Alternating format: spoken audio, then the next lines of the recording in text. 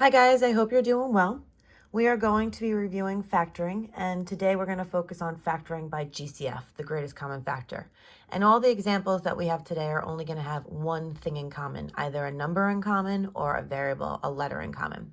So if you look at the particular problem I have this on the piece of paper, this would be a problem that you would see on Delta Math. So I would do all my work on a side piece of paper, and then you could submit your answer on to Delta Math. So you have to look for the GCF here. And here you can see, well, there's only an X on one of the terms. There's no X over here. So it's got to be between 12 and 6. Now, some of you will know what the GCF is between 12 and 6. Some of you won't. So we used to be able to do it on our calculator. Well, we might not all have the same type of calculator, but we do have access to the internet. So what I would do is I would go to Google. I already started typing it in, and just type in what is the GCF of, and for each problem, just put the numbers in there. So 12 and 6. And then hit enter, and now it's going to tell you that the GCF is 6. So whenever factoring by GCF, what we do is after we find the GCF, we divide by it. So we just found out the GCF is 6. And then we always write the GCF on the outside. Divide, 12 divided by 6 is 2. Keep the x squared, plus 6 divided by 6 is 1. And then that would be your final answer. Let's do another one. Just like the last one, there's only letters on one side or one term. So that means we have to look at the numbers. And 36 and 45 are large numbers. So go back to the computer and type in. So I'm going to go back. 36 and 45. And they say that the GCF is 9. So I can come back over here. Now I know the GCF is 9, so I'm going to divide by 9. Divide by 9. The 9 goes on the outside. Please don't forget that. We always have to put the GCF on the outside.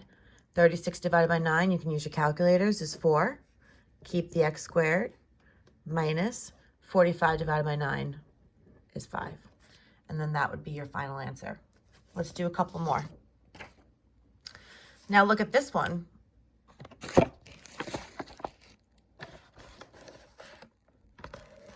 So here we have 7 and 3.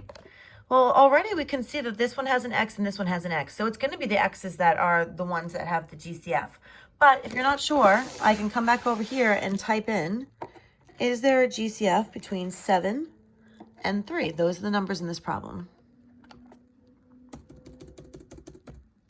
7 and 3. And it says that the only GCF is 1, so that means that there is no GCF other than 1, so that means it's the variables. And whenever we're dividing by the variables, we take the one with the smallest exponent. So don't forget there's an exponent of 1 here. So we're going to divide by x. Always divide by the smaller one. X is smaller than x squared. Remember, GCF goes on the outside. Keep the 7. The x's cancel. Minus 3. And then we subtract over here. 2 minus 1 is 1x left over. And that would be your final answer. Let's go to the next one. This one has large numbers again, and there's only one variable on this side, so that means it's got to be between the numbers. So 12 and 32. Go back to the computer.